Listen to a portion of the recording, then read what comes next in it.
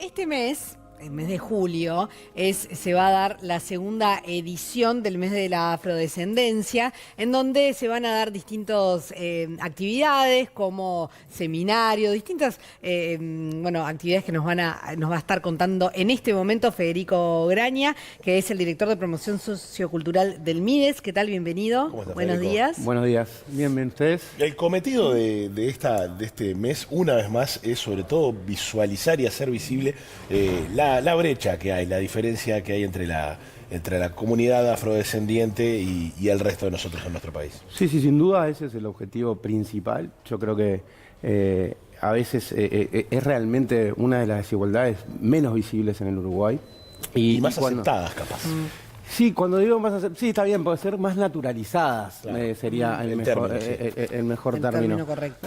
Porque realmente cuando uno ve los números y piensa, podríamos poner varios ejemplos, te pongo dos solo con generales, a nivel de la política pública hay dos cosas que son como muy concretas. Uno, en el país se bajó, si contamos personas, no hogares, del 40 y pico % de la pobreza a menos del 9%. Cuando hacemos el corte en población afro, si bien estaba arriba, porque la brecha viene desde bastante tiempo, estaba arriba del 50%, bajó al 20%, ¿no? Entonces, pasan cosas que hacen que, hacia nivel general, la pobreza se pudo bajar esas cifras. ¿Por qué no pasó eso con la población afrodescendiente? E incluso, cuando uno ve como, uno podría decir, las políticas universales que son necesarias, ¿no? Las políticas en las que todos somos iguales, porque el discurso es ¿por qué se hacen estas acciones afirmativas? ¿Cuáles son las necesidades para hacer? Bueno, las necesidades son estas brechas.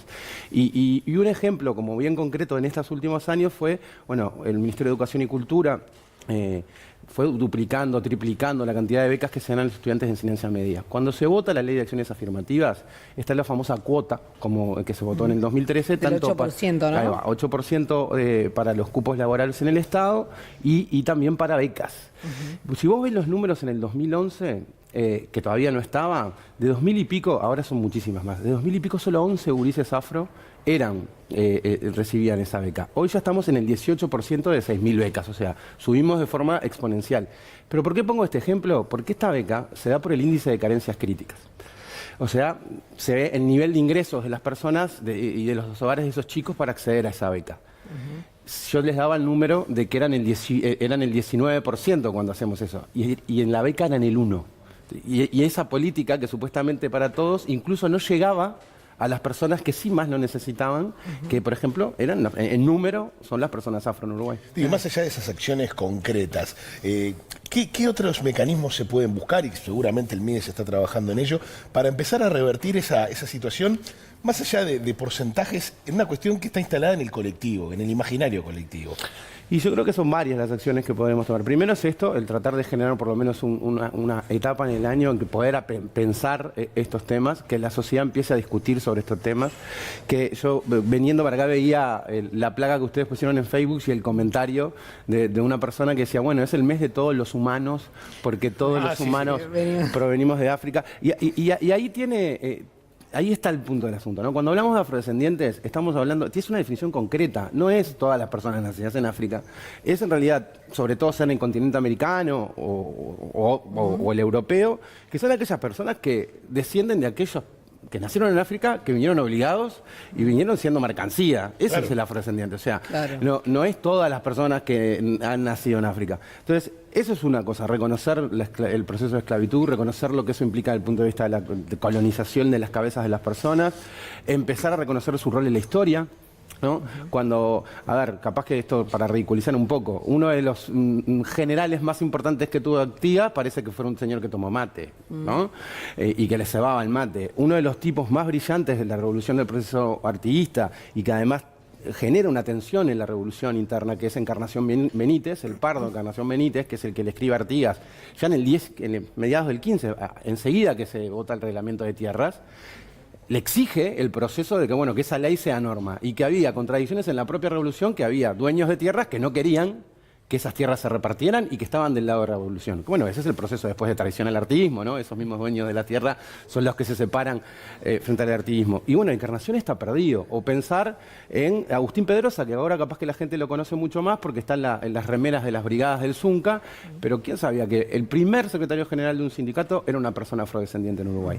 Y así empezás a repasar y también tiene que ver eso, el rol ha quedado solo más vinculado a lo folclórico o a lo cultural, e incluso hay muchas discusiones sobre ese proceso. Por ejemplo, hoy es el candombe, es ese patrimonio inmaterial de la humanidad, no solo de los uruguayos. Bueno, pero ¿cuál es el rol hoy de la población afro con ese propio candombe, ¿no? Entonces hay muchísimas cosas que está bueno empezar a discutir. Federico, estábamos hablando de esta cuota y de cómo está la situación de las becas y demás, pero imagino que el MIDES debe tener alguna forma de visualizar, de medir cómo es la situación, digamos, por ejemplo, laboral o estudiantil, por fuera de todo lo que tiene que ver con el Estado. Sí, sin duda, eso surge también nada más de la interpretación tanto de los datos de la encuesta Contigo Hogares, podés sacar esos datos y de los equipos nuestros de evaluación y monitoreo. Para decir, y no aburrir con números, la media es una brecha educativa en general, porque digo esto primero porque explica otras razones, claro. Una brecha educativa muy grande, por lo tanto la mayoría de las personas afrodescendientes trabajan en trabajos, vale la redundancia, sí, de baja calidad. Es mirar a aquellos que fueron universitarios o que son universitarios, porque esto pasa el día de hoy, miren al costado en los salones a ver cuántas personas afrodescendientes hay en los salones, ¿no? Entonces, esos son los datos como característicos hoy que podríamos decir que engloban a la gran mayoría de la población afrodescendiente. Federico, seguramente del volumen de esa población, la gran mayoría está concentrado en la capital. Vos sabés que a nivel numérico, sí, obviamente por nuestro peso. O al menos esa es la percepción que tenemos, ¿no? Una percepción bastante metropolitana.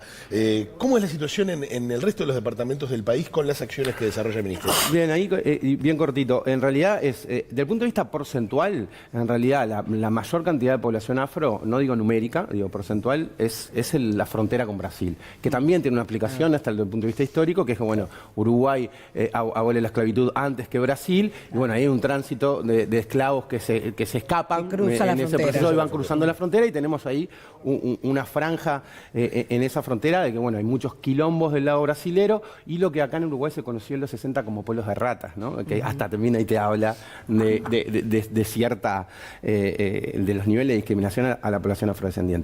Ahí nosotros estamos trabajando en territorio, tenemos un área de descentralización, además de las oficinas del propio ministerio, que es un ministerio que está muy descentralizado, en 3 acciones. Uno, ahora empezamos a generar el Plan Nacional contra la Discriminación Racial. Eso es una observación que Naciones Unidas le viene haciendo al Uruguay desde 1960.